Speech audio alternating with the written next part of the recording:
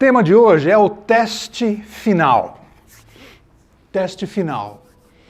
Nós estamos recuperando algumas aulas anteriores, né? Nós estamos vendo a aula 20, então a próxima aula não vai ser a aula 21, não, vai ser, sei lá, 29, 30, vai ser porque nós estamos recuperando algumas aulas que não foram dadas no ano passado em função de eventos que conflitaram com o horário da escola bíblica, tá? Mas esse tema aqui, ele se encaixa nesse cenário. E a pergunta de fundo aí que a gente deve deixar aí no fundinho da cabeça é essa aqui. Como respondemos quando Deus nos pede coisas difíceis?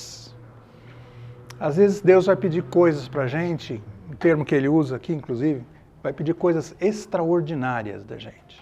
Como a gente responde quando Deus faz esse tipo de solicitação para a gente, né? Uma breve recapitulaçãozinha aqui. Gênesis 19, a gente viu a história de Ló, ainda no ano passado, a história de Ló.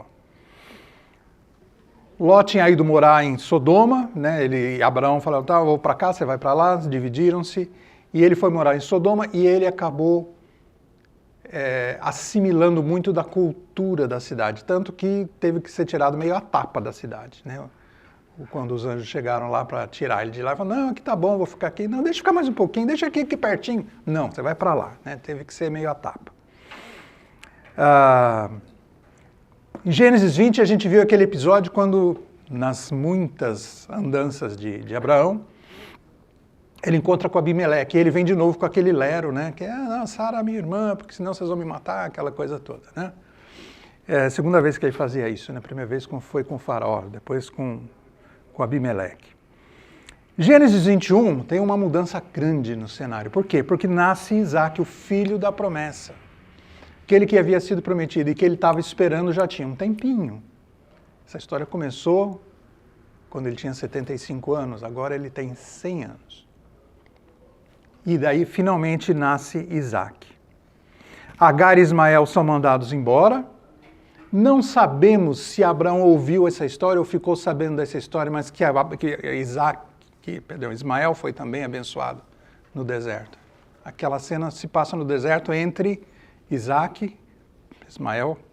Agar e o Senhor que o abençoou e fez uma promessa para ele também, de ser também formador de uma grande nação, de muitas nações, muitos reis e tal. E o texto termina no versículo 34 dizendo que Abraão morou na terra dos filisteus por longo tempo, não diz quanto tempo. Então a gente não sabe exatamente essa cena de hoje, do capítulo 22, quanto tempo se passou depois que Isaac tinha nascido. Não sabemos a idade de Isaac nesse episódio. Então vamos ver aqui.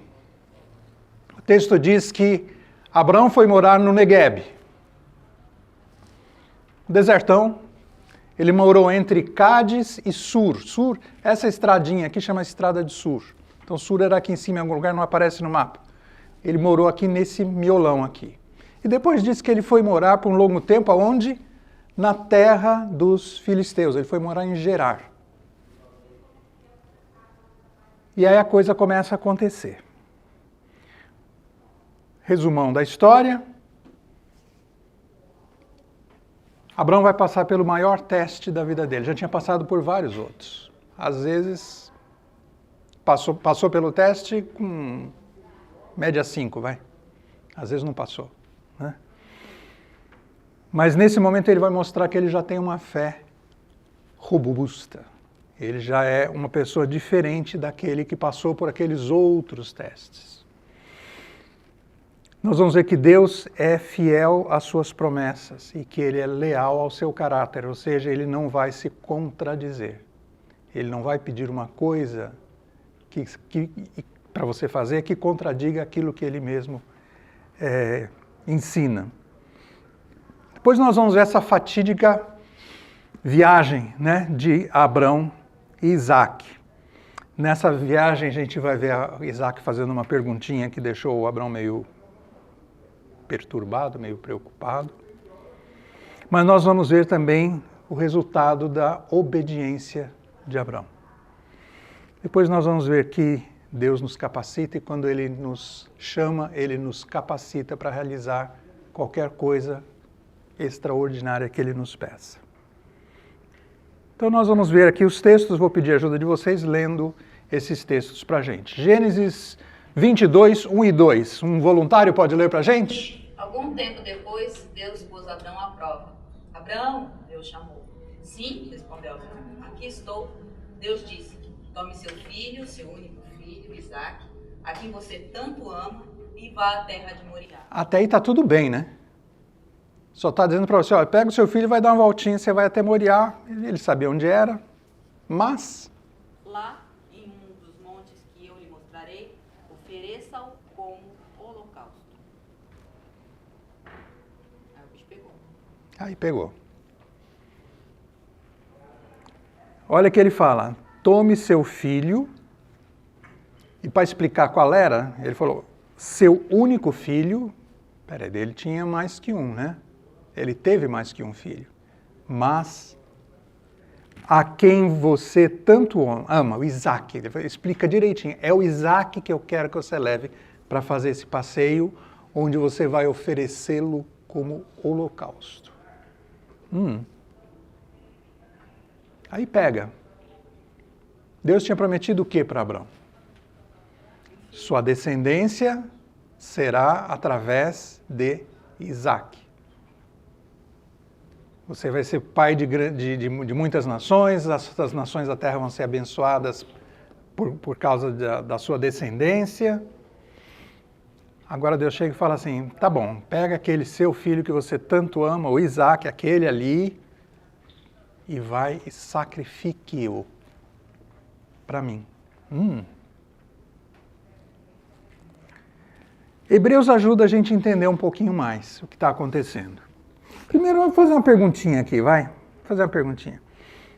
O que será que passou na cabeça do Abrão a essas alturas? Será que ele falou, vou não, Deus? Isaque não. Quer que leve outro?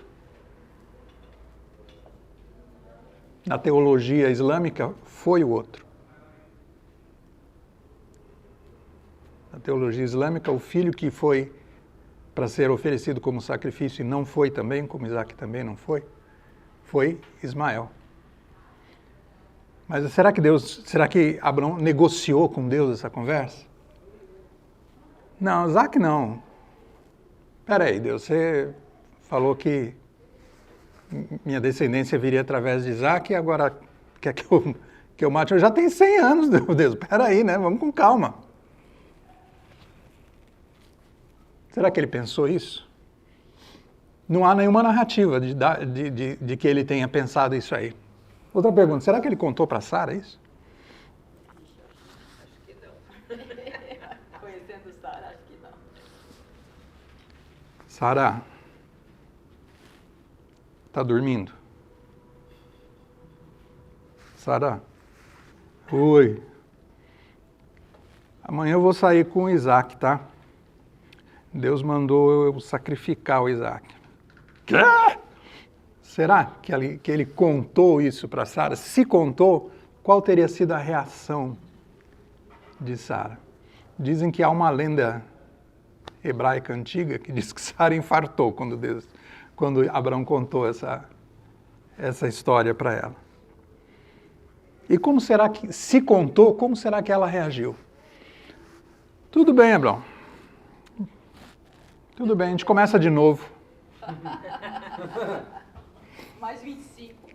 Pouco tempo. Será? O texto de Hebreus mostra para a gente uma coisa interessante. Que Abrão estava preparado para esse teste. Isso é uma coisa diferente do que havia acontecido antes, né? Muitas vezes ele pisou na bola nos testes anteriores.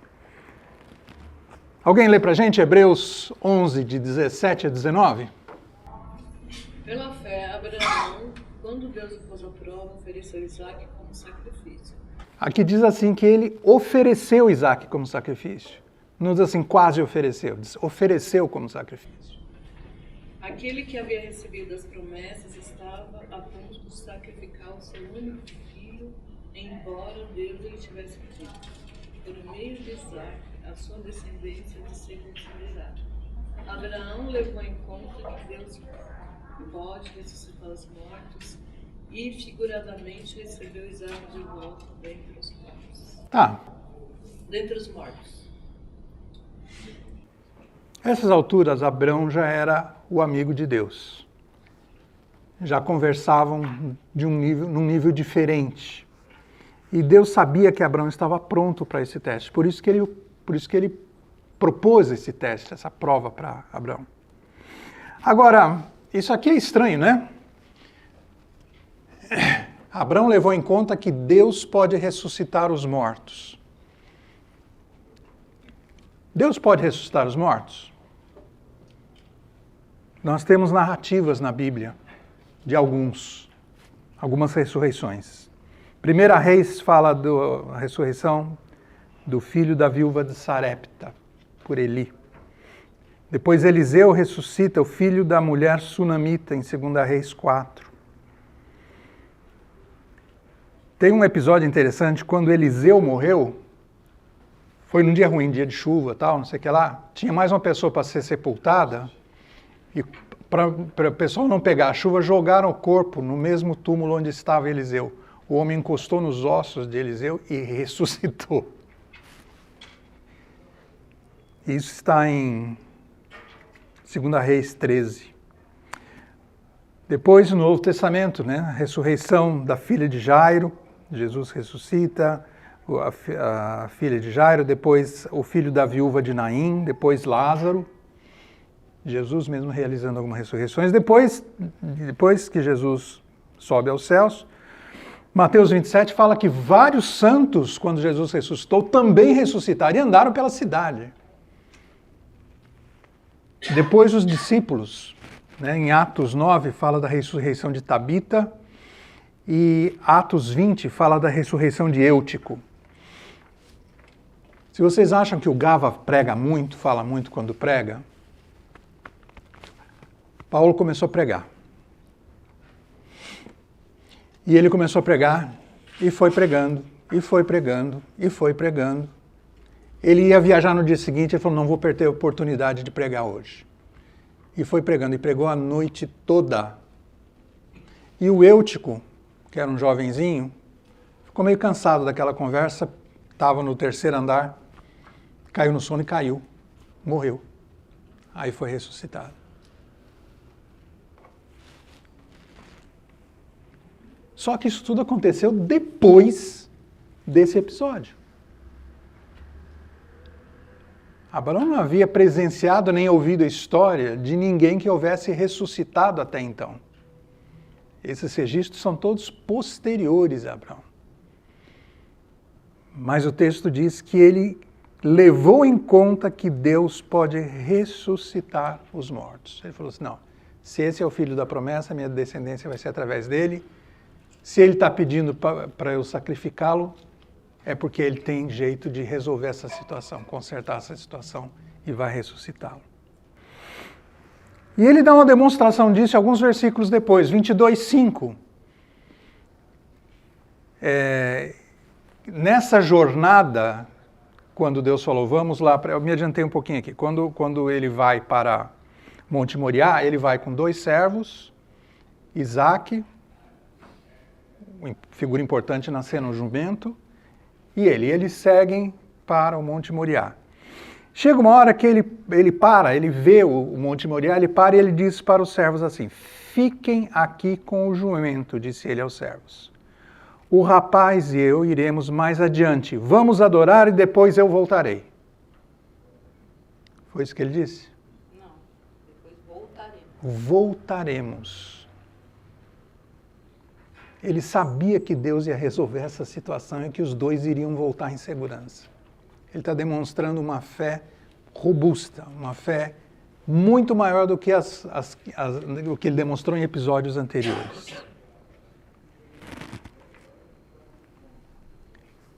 1 Coríntios 13 diz para a gente que se Deus nos permite tentação ou provação, Ele dá também a capacidade para suportar. Né? Alguém lê 1 Coríntios 10, 13? As tentações de sua vida não são diferentes daquelas que os outros enfrentaram. Deus é fiel e Ele não permitirá tentações maiores do que vocês podem suportar. Quando forem tentados, Ele mostrará uma saída para que consigam resistir. Tá. O termo aqui é tentação, né? Está falando de tentação. Normalmente, quando a gente ouve o termo tentação, a gente pensa em alguma coisa ruim. Tentação é alguma coisa que vem do maligno, uma coisa que quer me desviar de Deus. No entanto, o termo em grego, que é esse peirasmos, significa tanto teste como prova. Ele pode ser traduzido, em alguns lugares, ele é traduzido como provação, e não como tentação.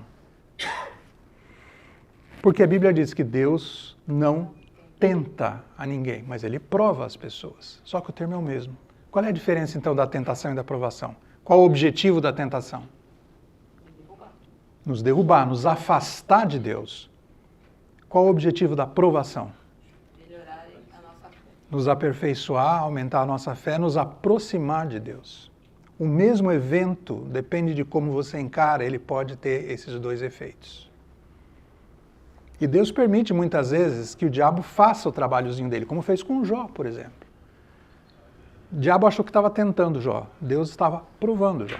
E o resultado, no caso de Jó, foi vitória. Porque ele encarou da forma certa, falou, não, aconteça o que acontecer, eu não vou negar o meu Deus.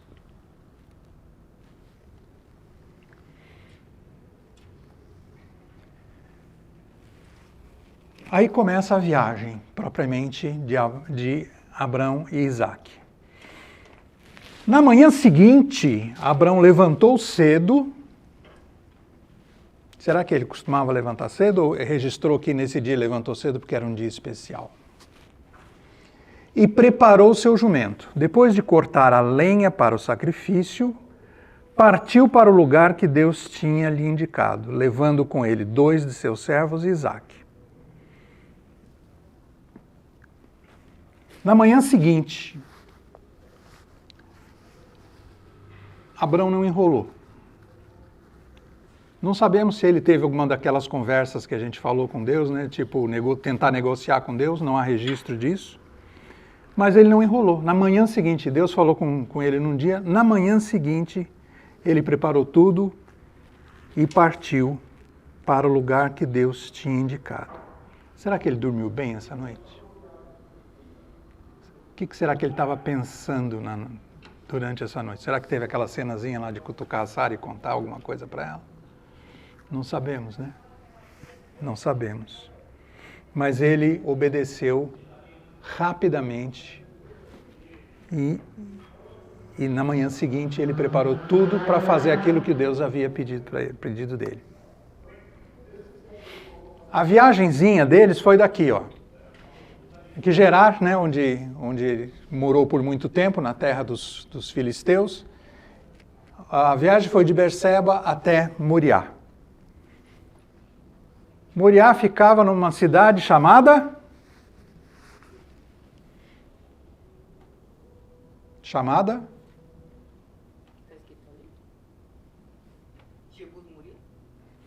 Jerusalém? Monte Moriá fica em Jerusalém? Fica, né? Monte Moriá é onde tem a mesquita hoje, é onde teve o Templo de Salomão. Mas naquele tempo chamava-se Jebus. Não era Jerusalém ainda. De onde moravam os jebuseus. Né? Mas ele não falou vá para Jerusalém, falou vá para o Monte Moriá. Né? Essa caminhada é uma caminhada de 3 dias. Isso tudo se passa aproximadamente 1700 a.C. Abrão viveu de 1812 a 1600 e alguma coisa, ele viveu 175 anos. Ele tinha 100 anos, se ele nasceu em 1812 a.C., então mais ou menos 1700, 1700 e alguma coisa, é quando se passa isso. Abrão tinha 100 anos quando Isaac nasceu, a gente não sabe quanto tempo o Isaac tinha vivido até então, né? Abrão tinha 100 anos nasceu Isaac, sei lá, talvez 115, 120 anos, 112 anos, não sabemos a idade de Isaac. Mais ou menos 450 anos antes de Moisés, antes da lei. Uma viagem de 3 dias. Os dois, inicialmente os dois e mais os 2 servos, né? Caminhando. Sobre o que será que eles conversavam, hein? Nessa viagem? 3 dias, ele e o filho. E mais os 2 servos. É, quente, né, pai? Você viu o resultado do jogo do Macpela contra o Hebron? Nossa, foi um jogaço. Será que foi isso, não? Ah, se fosse meu neto, já está chegando. É por aí, né? Falta muito, pai. Tem um registro, né, de uma coisa que eles conversaram durante esse trajeto. Mas 3 dias, houve muita conversa em 3 dias.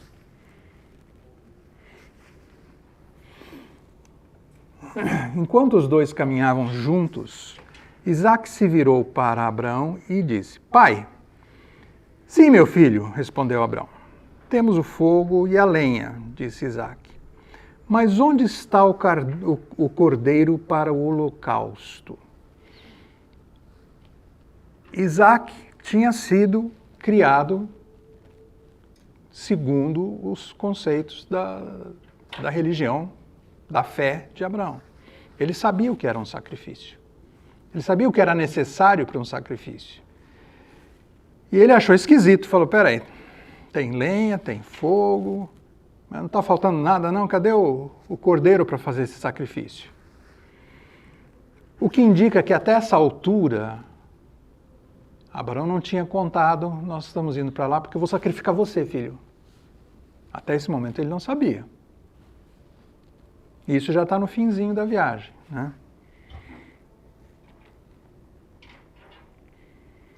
Deus providenciará o cordeiro para o holocausto.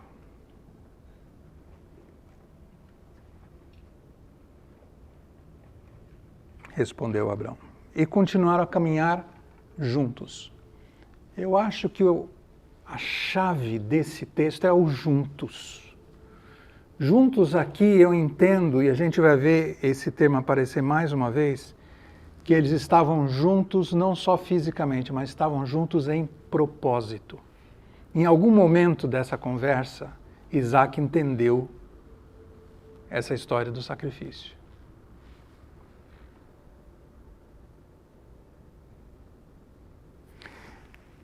Sobre o que eles conversaram, Provérbios 22, 6 e Deuteronômio 6, de 4 a 7, que ainda não haviam sido escritos, dá umas dicas para a gente do que pais e filhos devem conversar.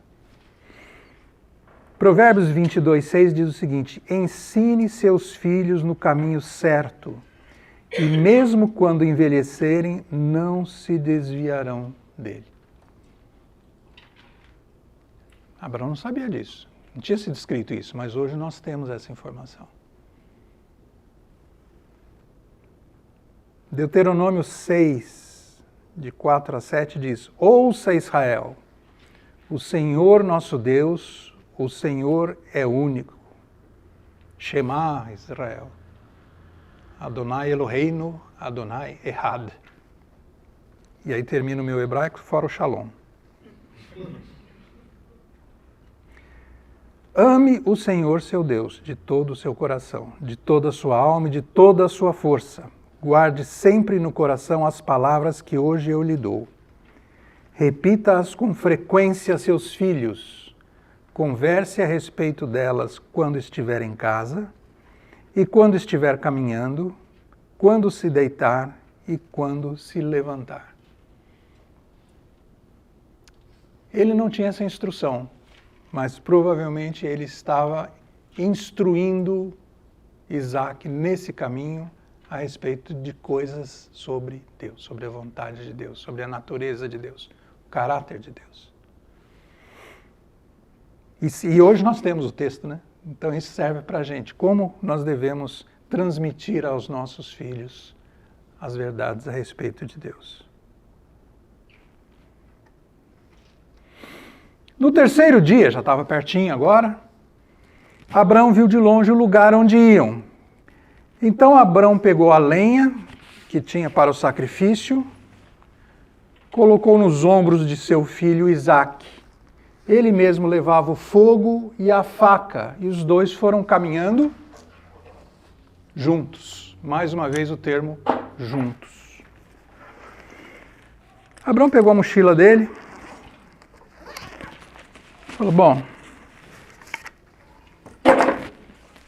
lenha,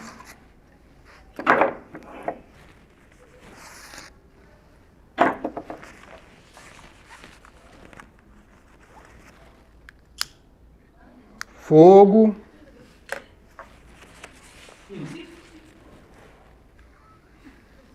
uma faca. O texto não fala, mas tinha também outra coisa, ele precisava amarrar Isaque.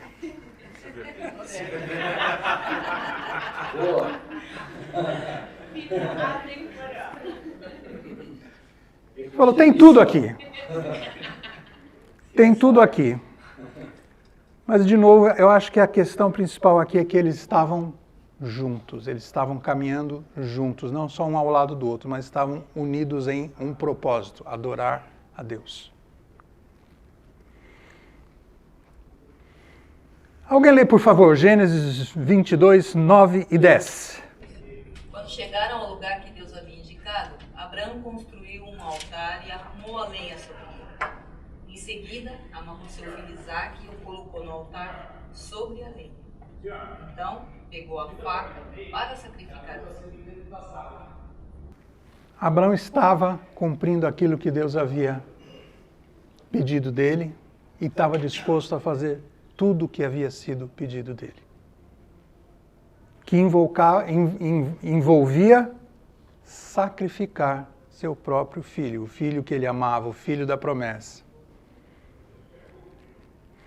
Agora, por isso, aqui que eu penso essa história de que Isaque e Abrão estavam juntos em propósito, porque o pai pegou a faca e tal, né? Mas Isaque não fugiu. Nem questionou mais, né? Questionou no caminho. Sim, Mas lá na na hora ele não falou nada. Isaque era jovem, né? Abrão tinha 100 e tantos anos. Ele podia sair correndo. Falar, você está doido, pai? Que é isso? tomou. Isaque havia entendido qual era o papel dele nesse episódio. E ele permaneceu. Uma silver tape ajudou também.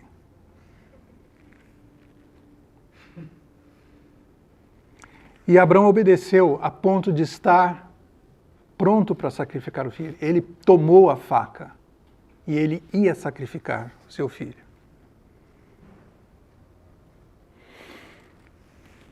Nesse momento, o anjo do Senhor o chamou do céu. Abrão, Abrão. Estou aqui, respondeu Abrão.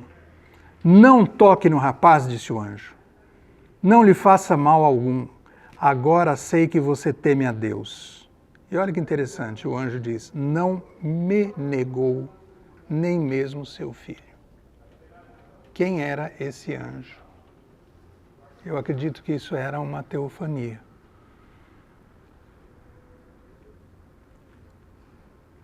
Não me negou nem mesmo seu filho, seu único filho. Então Abrão levantou os olhos e viu um carneiro preso pelos chifres. Não deu para trazer o carneiro para ilustrar, tá? Viu um carneiro preso pelos chifres num arbusto. Pegou o carneiro e ofereceu como holocausto em lugar do seu filho. E Hebreus 11, 19, que nós lemos lá atrás, diz que Abrão recebeu Isaque de volta como se ele tivesse morrido. Ela diz assim, figurativamente, Abrão o recebeu dos mortos. Porque ele estava disposto a sacrificar o filho. Ele de fato sacrificou. No seu coração, ele estava pronto para isso e ele ia sacrificar seu filho. Não fosse o anjo falar, para com isso.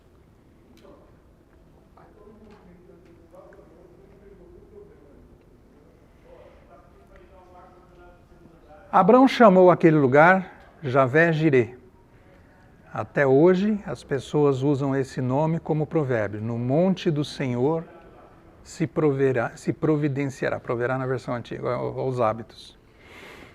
Então o anjo do Senhor chamou Abrão novamente do céu. Assim diz o Senhor, uma vez que você me obedeceu e não negou nem mesmo seu filho, seu único filho, juro pelo meu nome que certamente o abençoarei. Multiplicarei grandemente seus descendentes, e eles serão como as estrelas no céu e a areia na beira do mar. Seus descendentes conquistarão as cidades de seus inimigos, e por meio deles todas as nações da terra serão abençoadas. Tudo isso porque você me obedeceu. Nós estamos aqui porque Abraão obedeceu. Como teria sido a história se ele tivesse desobedecido a Deus? Que caminho será que a história teria tomado? Mas não, ele obedeceu. E por causa disso, todas as nações da terra foram abençoadas.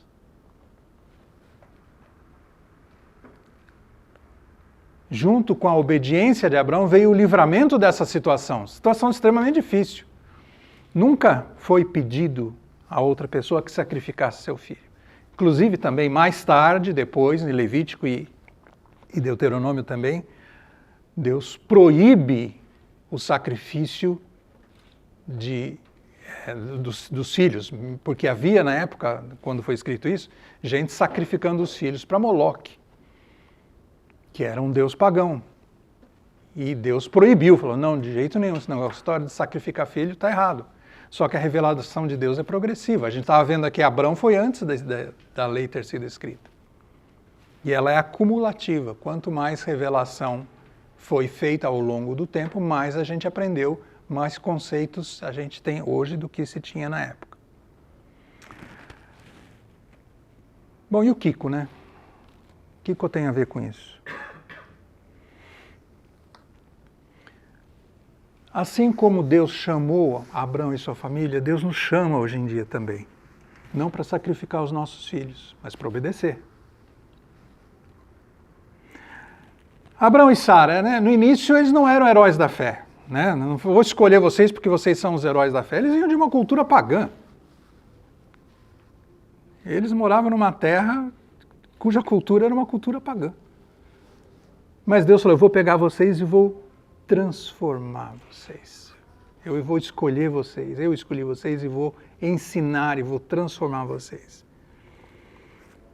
Eles eram uma família comum como outra qualquer, com suas dificuldades, suas fraquezas, suas limitações, mas eles passaram por uma série de experiências ao longo da vida deles. E eles aprenderam com essas experiências. Eles foram aprendendo gradativamente. Como acontece com a gente, né? Não é assim, hoje eu me converto, amanhã eu sou o cara, sou vice-Jesus, né? Não é assim. A gente passa por um processo. A conversão é um ato de Deus que acontece num determinado instante, mas a santificação é um processo. E todos nós estamos nesse processo.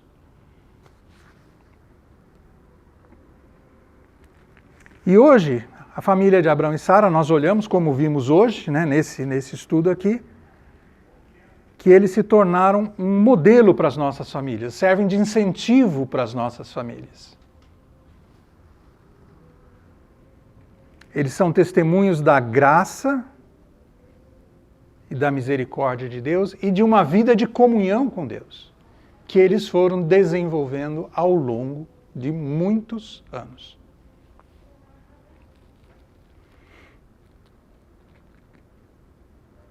E eles tiveram esse papel importante no plano da redenção. Por quê? Porque da família de Abraão, através de Isaac, chegamos a Jesus. Né? Foi essa linhagem de onde veio Jesus. E interessante é isso, Deus continua hoje chamando pessoas e famílias comuns, assim como a família de Abrão e Sara, para fazer coisas extraordinárias. Vai pedir coisas diferentes de cada um de nós? Provavelmente. Segundo a nossa maturidade, segundo a nossa vivência, segundo a nossa disposição de obedecer. Mas o importante é isso, é que Deus nos capacita para aquilo que Ele nos chamar, Ele nos capacita. 1 Coríntios 10, 13, que já lemos, né? As tentações em sua vida não são diferentes daquela que outros enfrentaram. Deus é fiel e Ele não permitirá tentações maiores do que vocês podem suportar. Quando forem tentados, Ele mostrará uma saída para que consigam resistir. Se Ele vai nos permitir passar por situações de provação difíceis, Ele vai também mostrar como atravessar aquela situação, vai nos capacitar para isso. Isso a gente pode ter certeza. Era a certeza que o Abrão tinha. Abraão falou, legal, o senhor quer que eu mate o meu filho, aquele que o senhor me deu, dizendo que é o único? Tá bom, se é para o teu louvor, vamos fazer.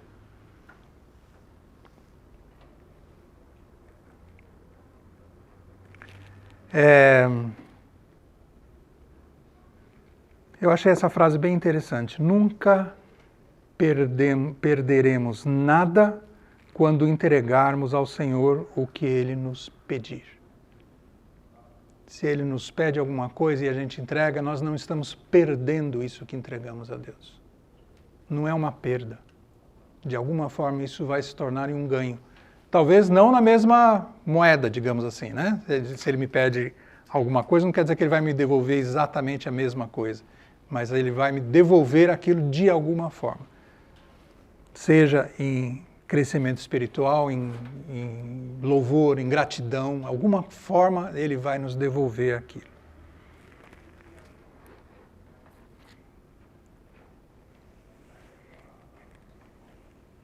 E para a gente pensar um pouquinho, né? Como nós respondemos quando Deus nos pede coisas difíceis? Então, cada um de nós deve refletir sobre isso internamente, né? Qual o nível de relacionamento que eu e minha família temos com Deus? Qual é o nível de relacionamento? O que está funcionando no nosso relacionamento com Deus? Como família? O que está funcionando? O que pode ser melhorado? Sempre há o que melhorar. Sempre há o que melhorar.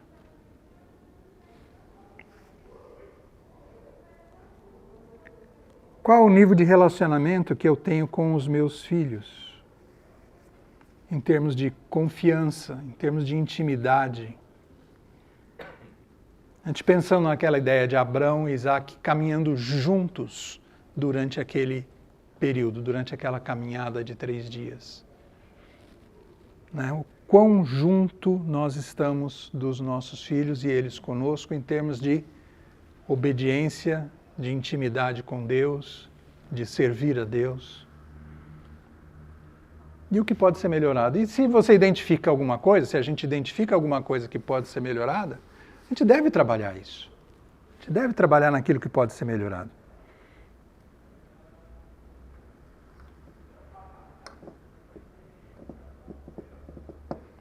Como pais, o que nossas ações em meio à provação comunicam a nossos filhos? Quando nós estamos passando por situações de provação, situações em que Deus está testando a nossa fé, como nós reagimos e o que isso transmite, essa nossa reação, essa nossa resposta a esses desafios que Deus está nos colocando, como isso comunica aos nossos filhos a respeito do nosso relacionamento com Deus.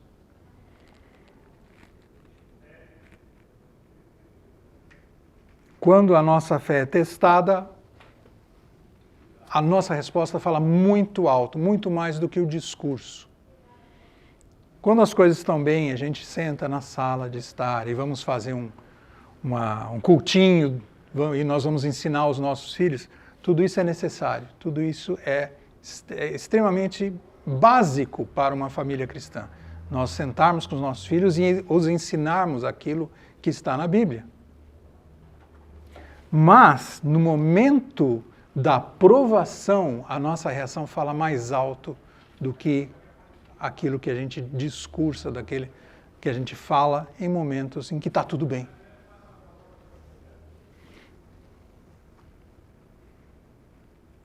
Então essa é a ideia, a gente pensar nisso. Como nós respondemos quando Deus nos pede coisas difíceis ou coisas extraordinárias, coisas incomuns.